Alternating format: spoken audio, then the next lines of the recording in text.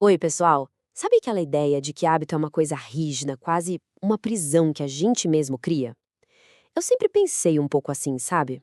Mas e se a gente estivesse olhando para isso tudo do jeito errado? Hoje, a gente vai explorar uma perspectiva um pouco diferente, que pode de verdade virar essa chave na nossa cabeça.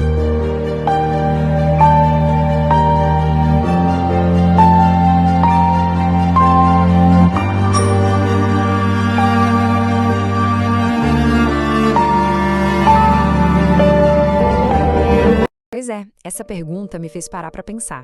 A gente às vezes se sente tão preso em certos padrões que nem consegue imaginar que dá para ser diferente. E se na verdade essa prisão fosse algo que a gente mesmo pudesse transformar? Imagina só isso. Em vez de uma cela, nossos hábitos são como um jardim. Um terreno fértil que a gente pode cuidar, pode escolher o que plantar e, com calma, ver florescer. É essa metáfora que vai guiar nossa conversa hoje. Então, vamos começar a entender esse nosso jardim interno. A primeira coisa é que, no fundo, tudo que a gente faz de forma repetida é um hábito. E em vez de pensar se é bom ou ruim, podemos ver como um caminho que nossa energia se acostumou a seguir. Tipo a água de um rio que vai cavando seu leito na terra. Não é um inimigo, é só um fluxo. E o legal é que a gente pode redesenhar esse fluxo.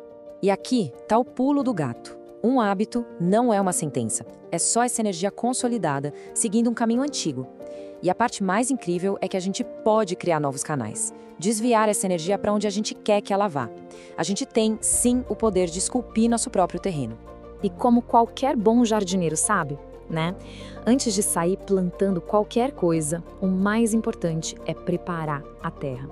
E nesse nosso jardim mental, a nossa terra é a intenção. É aqui, na intenção, que a semente da mudança vai encontrar força para brotar. Pensa comigo, por que a gente faz o que faz? Todo hábito, até aquele que a gente não gosta, tá ali por algum motivo. Às vezes é para buscar conforto, para nos proteger de algo. Então, antes de sair querendo arrancar o que a gente chama de erva daninha, o primeiro passo é entender por que ela cresceu ali, com curiosidade, sabe? Sem julgamento. E olha só a diferença que a intenção faz. Em vez de ficar brigando consigo, com aquela voz na cabeça falando preciso parar de procrastinar, que já vem com peso, a gente pode mudar o foco, mudar para algo positivo, tipo, quero honrar meu tempo com sabedoria. Sentiu a diferença na energia? Uma é uma luta, a outra é um convite carinhoso para se cuidar. E antes de plantar, tem uma pergunta que é essencial. Muitos dos nossos hábitos a gente nem percebe, mas eles existem só para agradar os outros, para se encaixar. Então vale a pena dar uma pausa e se perguntar: isso é algo que eu quero de verdade lá do fundo ou é só para cumprir um papel? Essa honestidade com a gente mesmo é fundamental. Ok, com a terra preparada e a intenção clara, chegou a hora de plantar. E a semente da mudança, ela não precisa ser uma árvore gigante de uma vez só. Não, ela é pequena. É uma ação mínima, mas feita com atenção e, o mais importante de tudo, repetida com carinho e constância. Quer um exemplo prático? Uma coisa super simples para tentar. Pense num hábito comum como o de reclamar. Pelas próximas 24 horas, tenta o seguinte. Primeiro, quando vier aquele impulso de reclamar, só perceba. Opa, tá aqui. Segundo, em vez de falar, só respire fundo, um suspiro mesmo. E terceiro, logo depois do suspiro, pense em uma única coisa pela qual você sente gratidão. É um exercício pequeno, mas poderoso. A palavra disciplina às vezes soa meio pesada, né? Parece algo chato, uma obrigação, mas eu adorei essa forma de enxergar. Disciplina é, na verdade, um ato de amor. É um presente que o nosso eu de agora dá para o nosso eu do futuro. É basicamente cuidar de quem a gente está se tornando. Nenhuma planta cresce do dia para a noite, né? Ela precisa de um ritmo de cuidado, água, sol, atenção, todo dia um pouquinho.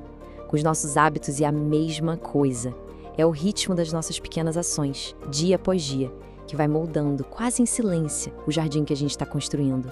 E falando em ritmo, vale a pena parar um segundo para se observar. O jeito de andar, o ritmo da fala, e se transmite paz ou ansiedade.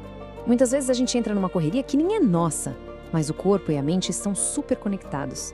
Quando a gente desacelera os passos de propósito, a mente tende a acompanhar. É um jeito simples de encontrar um pouco de calma.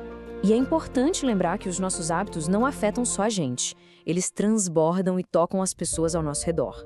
Olha só esse exercício. Na sua próxima conversa, tente apenas escutar, sem a pressa de responder, sem interromper, sem julgar. Só estar presente. É impressionante como mudar esse pequeno hábito pode transformar totalmente a energia do ambiente. E agora, chegamos na parte mais gostosa, a colheita.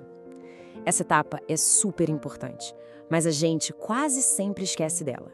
É o momento de celebrar cada pequeno broto que nasce no nosso jardim. É essa celebração que vai dar força para as raízes do novo hábito se firmarem de vez. É exatamente isso. Toda vez que a gente consegue agir de um jeito novo, por menor que seja a mudança, é como se um brotinho aparecesse na terra. E a gratidão por essa pequena vitória funciona como o adubo, como a água que rega essa nova planta. É o que faz ela crescer forte. Para fechar, uma prática muito simples e que faz toda a diferença. Todo dia, antes de dormir, talvez, tente lembrar de um pequeno momento em que você agiu diferente do padrão antigo. Uma coisinha de nada. E aí, celebre.